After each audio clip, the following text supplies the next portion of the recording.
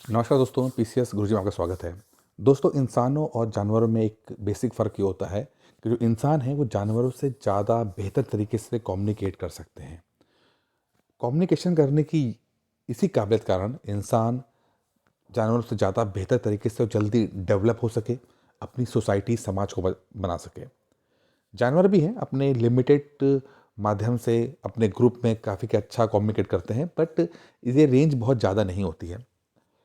इंसान और जानवर तो कम्युनिकेशन कर लेते हैं, क्या पेड़ पौधे भी कम्युनिकेट करते हैं?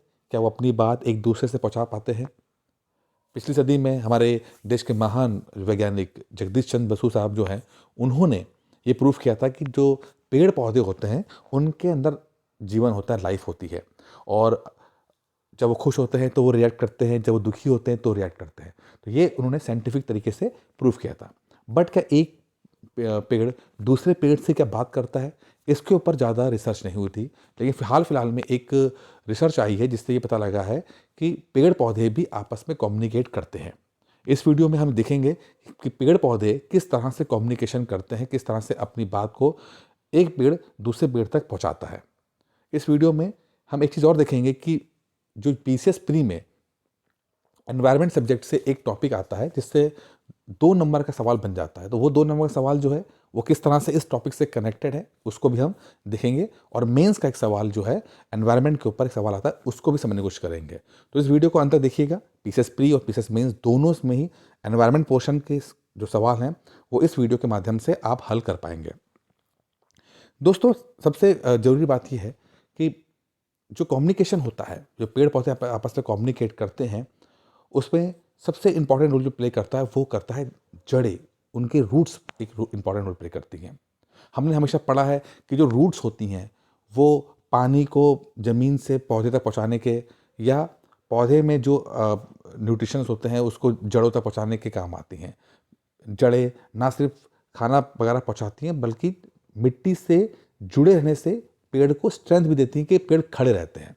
तो ये बेसिक बेसिक कुछ काम जो थे हमने आज तक अपनी किताबों में पढ़ा है कि एक पेड़ की जड़ें करती हैं। लेकिन फिलहाल जो एक हाल फिलहाल में रिसर्च हुई है उससे ये पता लगा है कि ये बेसिक काम के करने के साथ साथ जड़ें कुछ एक्स्ट्रा काम भी करती हैं, और वो काम करती हैं कम्युनिकेशन का, यानी अपनी बात को एक दूसरे तक पहुंचाने का, एक पेड़ से दूसरे पेड़ तक पहुंचाने का।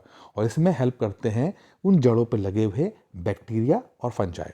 जो छोटे छोटे बैक्टीरिया होते हैं जो आंखों से दिखते भी नहीं हैं, वो और फंजाई जो रूट्स पे लगी होती हैं, उसके माध्यम से जो ये पेड़ हैं एक दूसरे तक अपनी बात पहुंचाते हैं। और इसको हम बोलते हैं माइक्रोजियल, MYCORIHIZL, माइक्रोजियल नेटवर्क को बोला जाता है। ठीक है। अब जो पेड़ पौधे होते हैं कम्युनिकेशन करते हैं, ये तो ठीक है, साथ में एक सबसे इंपॉर्टेंट अपने काम और करते हैं, वो है आपस में न्यूट्रिशन को शेयर करते हैं। अब होता क्या है, कभी कभी एक पेड़ अच्छी स्थिति में होता है, उसको अच्छी लाइट मिल रही होती है, उसको पानी अच्छा मिल रहा होता है, उसको मिट्टी उपजाऊ मिट्टी पे होता है। वहीं दूसरा पेड़ जो होता है उसकी सिचुएशन उतनी अच्छी नहीं होती है, वहाँ पर सूरज की रोशनी ढंग से नहीं पहुँच पा रही होती है, वहाँ की मिट्टी उतनी उपजाऊ नहीं होती है, पानी अच्छा नहीं होता है। तो कई बार जो ऐसी सिचुएशन में, ऐसे मुश्किल सिचुएशन में रहने वाले जो पेड़ पौधे होते हैं उनके पास न्यूट्रिशन की या पानी की कमी हो जाती है। ऐसी स्थिति में जो मुश्किल स्थिति में जो प्लांट होता है, पौधा होता है, वो हेल्प मांगता है, वो खाना मांगता है।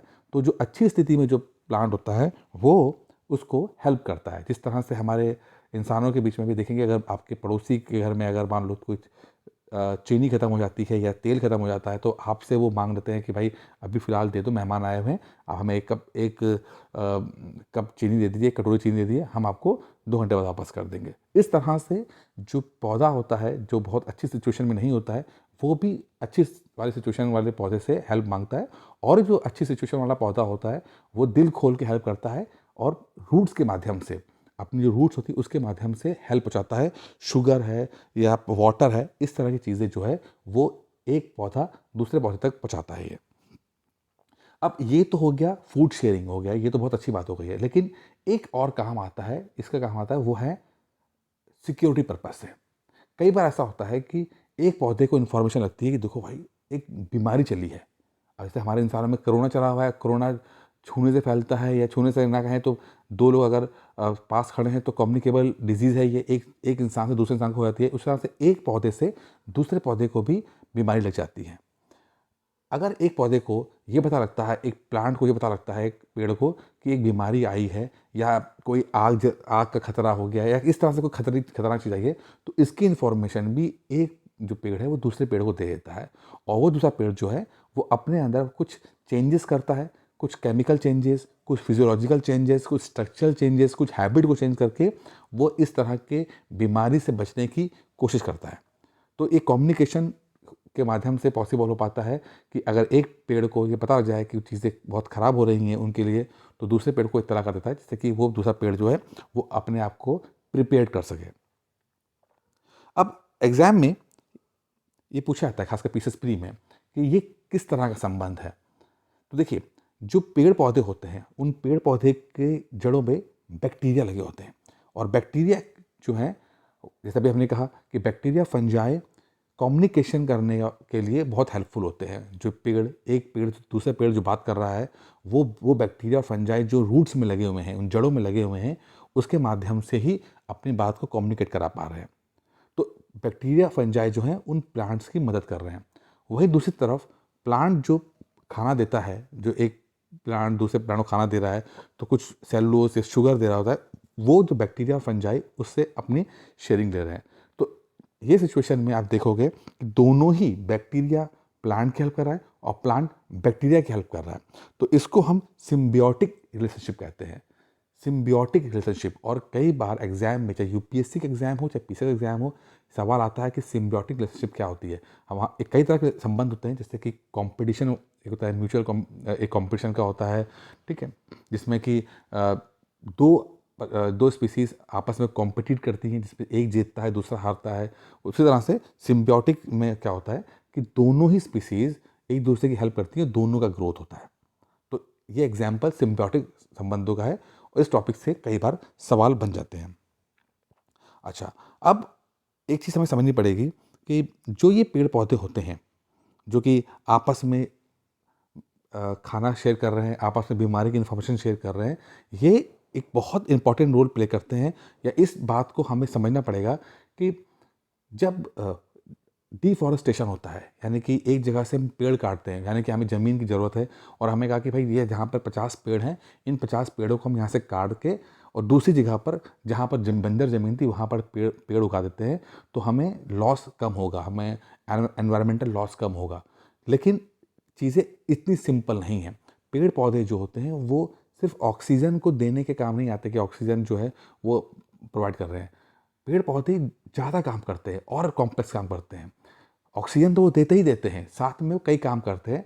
जैसे कि एक रिसर्च में ये आया है कि एक बड़ा पेड़, एक इलाके में एक बड़ा सा पेड़ है, वो लगभग 50 पेड़ों से कनेक्टेड होता है।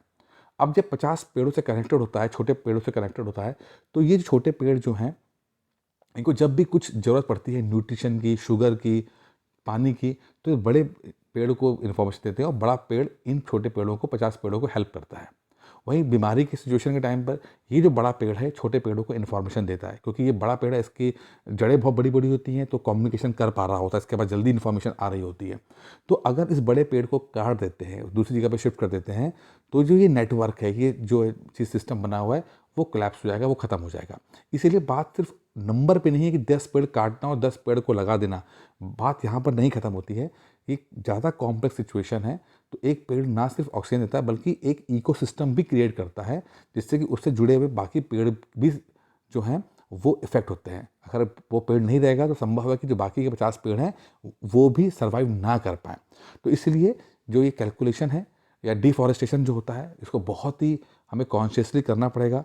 हम ऐसे पेड़ों को ना काटें जो कि एक नेटवर्क का सिस्टम हो रहे हो, ठीक है। वहीं पे एफॉरेस्टेशन का मतलब ये नहीं है कि पौधे लाए और अपने ज़मीन में गाड़ दिए तो आपने सोचा कि एफॉरेस्टेशन हो गया है और जंगल दोबारा डेवलप हो जाएगा। इतनी आसानी से नहीं होता है। हमें साइंटिफिकली और कॉन्शियसली इस चीज़ को समझना होगा। बाकी दोस्तों, इस वीडियो में इतना ही था। उम्मीद करता हूँ ये वीडियो आपको अच्छा लगा होगा। ख़त्म करने से पहले दोस्तों, एक ऑनलाइन कोर्स हम आपको देते हैं यूपी पीसीएस 2022 के लिए, जो प्री प्लस मेंस का कोर्स रहेगा और वीडियोज़, पीडीएफ और टेस्ट के माध्यम से आपकी तैयारी कराई जाएगी। ज़्यादा जानकारी के लिए आप 8317040152 पे कॉल करके हमसे बात कर सकते हैं। कोर्स की जो फीस है काफ़ी मिनिमम है, मात्र 3,999 रुपये। दोस्तों इस वीडियो में इतना ही है, धन्यवाद।